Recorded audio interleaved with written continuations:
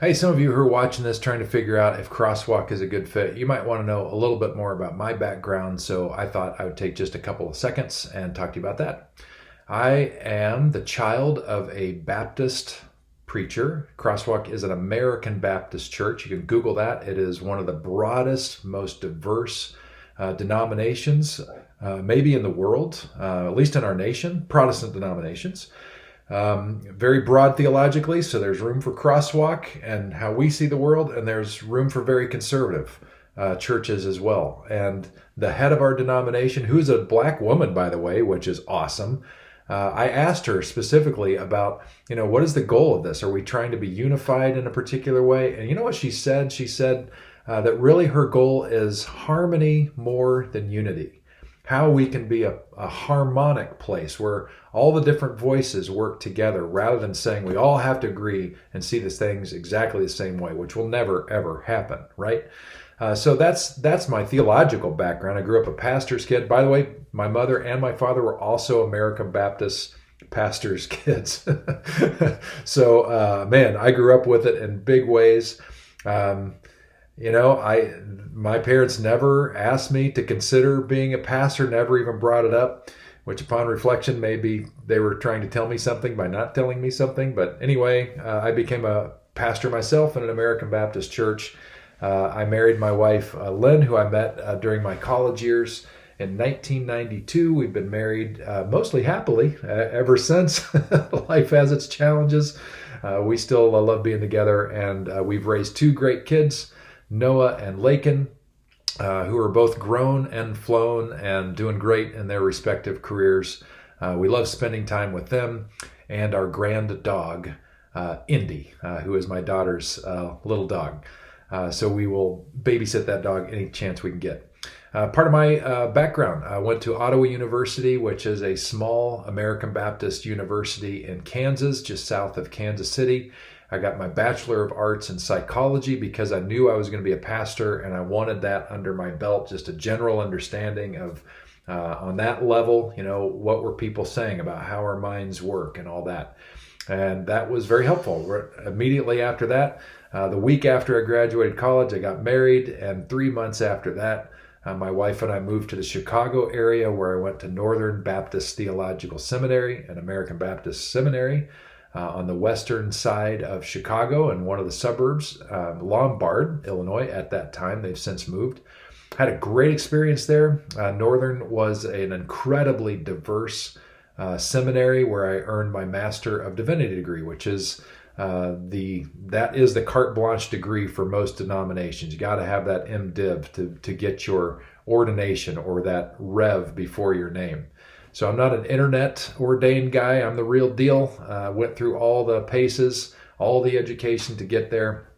And as soon as I was done with my MDiv, graduated, went to my very first church in Northern Illinois, in Princeton, Illinois, the First Baptist Church of Princeton.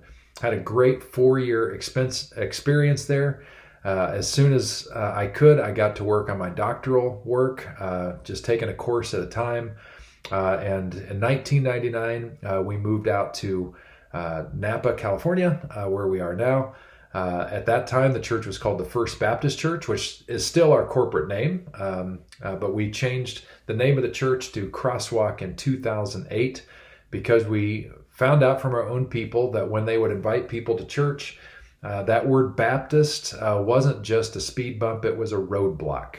And they wouldn't even give us a chance because of how other Baptist churches have, in my opinion, maligned that name. Baptist means that the church and the people in it have the freedom to do what they want, to interpret the Bible as they see fit, without being told you have to do it a particular way. That's why Crosswalk's able to be Crosswalk.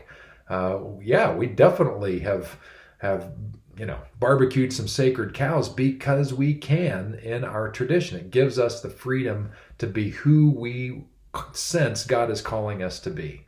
And that's been an extraordinary thing. Continued my doctoral work. My first 4 or 5 years at now Crosswalk were absolutely miserable. I was called to change the church and transform the church, and I was given carte blanche to do that. The problem was that most of the people at the church didn't know what that meant. And so it was painful. I would do things that I knew would probably help, and they didn't always go over well. Lots of grumpy people. We had people kind of shifting in and out of membership. People came thinking that it was going to be one thing and it didn't turn out to be in that, so they'd leave and more people would come in.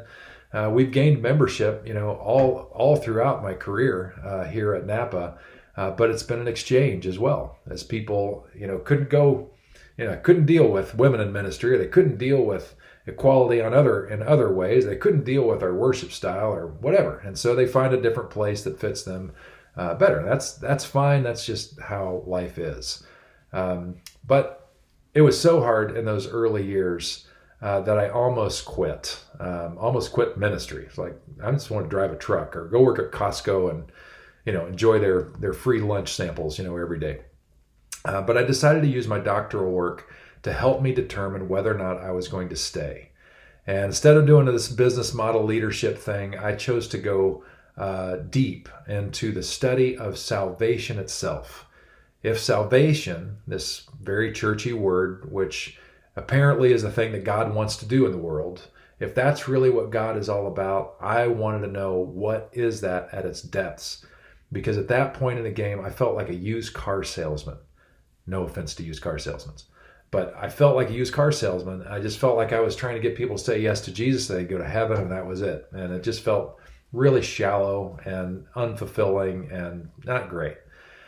Well, the good news is I did that study. The fancy word for that is soteriology, the study of salvation, and found out it was much more beautiful, bigger than I had ever understood. And it was incredibly impelling.